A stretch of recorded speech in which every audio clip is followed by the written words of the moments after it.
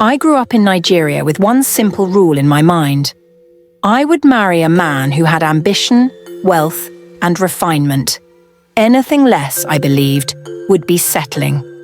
I turned down suitor after suitor, convinced I deserved only the best. My heart was firm in its decision, and my standards were high. I wasn't about to marry someone who didn't match my vision of success. Then I met James. He was everything I thought I wanted, charming, confident, and, according to his own words, incredibly wealthy. He spoke of mansions, successful businesses, and a life of luxury.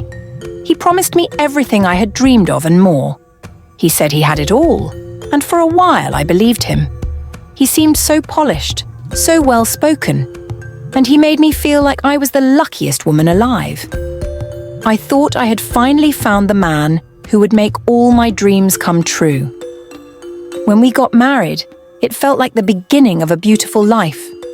But the moment we arrived in Lagos, I felt a shift in the air. The reality of our new home was nothing like what James had described. Instead of the grand mansion he had promised, I found myself standing in front of a decrepit house that seemed to fall apart with every gust of wind. The paint on the walls was peeling, and the yard was overgrown with weeds. It wasn't the life of luxury I had imagined. It was the stark reality of broken promises. James, on the other hand, remained as charming as ever. He had a way of making everything sound like a small bump in the road. "This place will be amazing once we fix it up," he'd say, though his actions didn't align with his words. He didn't seem to care much about the state of the house. He didn't lift a finger to clean, organize, or help with anything. It was as though he expected me to handle everything. As the days passed, I began to see the other side of James. An unmotivated, lazy man who expected the world to work around him. He didn't bother to clean up after himself. Whenever he ate, he'd leave his dishes in the same spot day after day. His clothes were scattered around the house, thrown carelessly wherever he pleased. He never seemed to care about his personal hygiene either. He'd go days without showering, only bothering when he planned to go out. His breath often reeked, and instead of taking proper care of himself, he'd chew gum to mask the smell. I tried to ignore it, convincing myself it was just a phase, but it didn't take long before I realized that something was seriously off.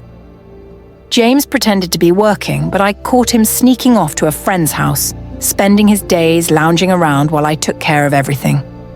He wasn't interested in finding work or contributing in any meaningful way. It was as though he had no intention of ever living up to the promises he had made. One day, after I caught him in another lie, the truth came crashing down. James had been borrowing money from other women, hiding his financial struggles while still pretending to be the successful businessman he had once claimed to be. The reality was far different from what he had painted. He wasn't rich. He wasn't successful. He was living a lie, and I had been the fool who believed him. When I confronted him, he admitted everything.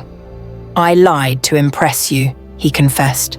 "I thought if I could get you to marry me, I'd change and everything would be better." I didn't know what to say. I felt betrayed, heartbroken, and angry.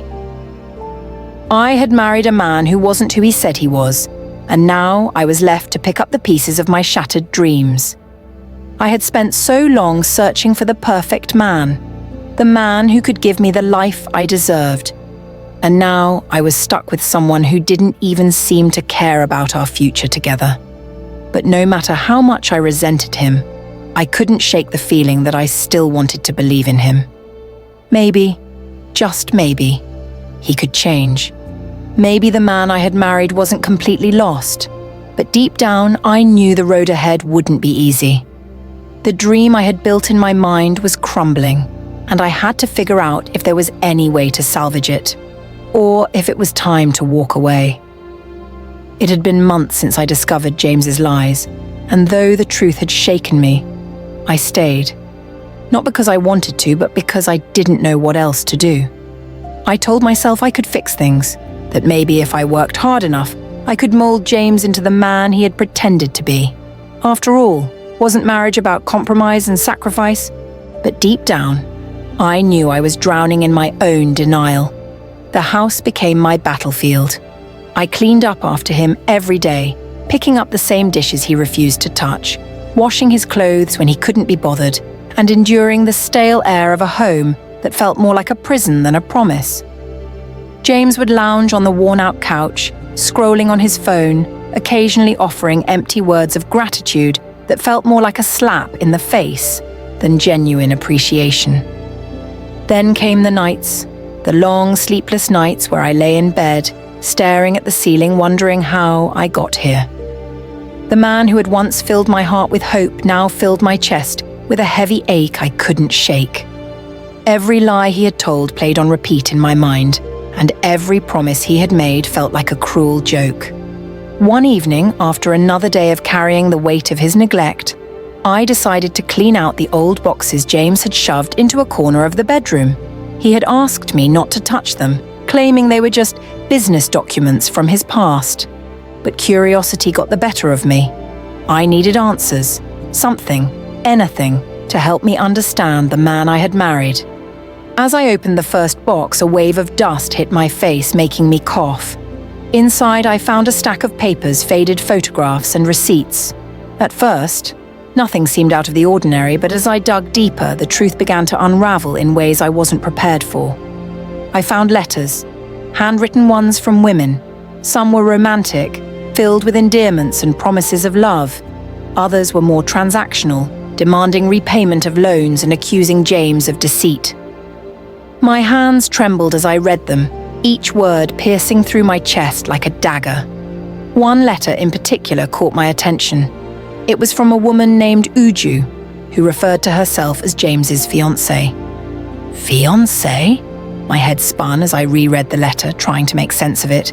She wrote about how James had promised to marry her but disappeared after borrowing a large sum of money. She detailed how she had given him everything she had, only to be left with nothing but heartbreak. I felt the room closing in around me. My breath quickened, and tears blurred my vision. How many women had James deceived? Was I just another name on his long list of victims? My chest ached as I realized the man I had married wasn't just lazy or irresponsible. He was a fraud, a predator who preyed on women like me, women who believed in dreams. But the worst was yet to come. As I continued digging, I found something that made my blood run cold, a birth certificate. It was for a child, a boy named Chijioke. The father's name was James, my James. I sank to the floor, clutching the paper in my hands, my mind racing. He had a child he had never mentioned.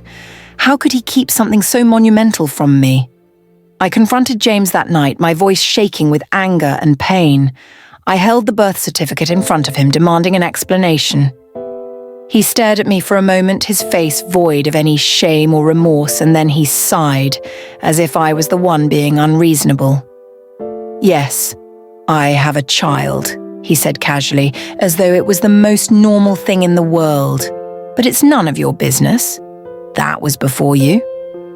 None of my business? His words hit me like a slap across the face. I screamed at him, pouring out every ounce of pain and betrayal I had bottled up. But James didn't flinch. He stood there, cold and detached, as if my tears meant nothing to him. You lied to me, I shouted, my voice breaking. You lied about everything, your wealth, your life, your child.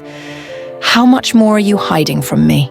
James shrugged, his indifference cutting deeper than any insult. What do you want me to say? I did what I had to do to get you. You're the one who wanted a man with wealth and ambition. I just gave you what you wanted to see. His words shattered me. He didn't even pretend to care about the pain he had caused. I realized then that James wasn't just a liar. He was a man who had never loved me, who had never cared about me beyond what I could offer him. That night, I locked myself in the bedroom and cried until I couldn't cry anymore. The weight of his betrayal crushed me, and for the first time in my life, I felt utterly powerless. I thought about leaving, but where would I go? I had given up so much for this marriage, my time, my energy, my dreams. I had built my life around a man who had built his life on lies. As the sun rose the next morning, casting a pale light over the broken house I now called home, I made a decision. I would no longer live for James or his lies. I didn't know where I would go or how I would start over, but I knew one thing for certain. I deserved better than this. I deserved to be loved, not used. With trembling hands, I packed a small bag, leaving behind the weight of a man who had never truly been mine. As I stepped out the door, the air felt heavy with sorrow, but also with a sliver of hope. I didn't know what the future held, but I was ready to face it, alone if I had to. I glanced back at the house one last time, the place where my dreams had come to die, and whispered, "Goodbye, James." Then I walked away, tears streaming down my face, but my heart slowly beginning to heal.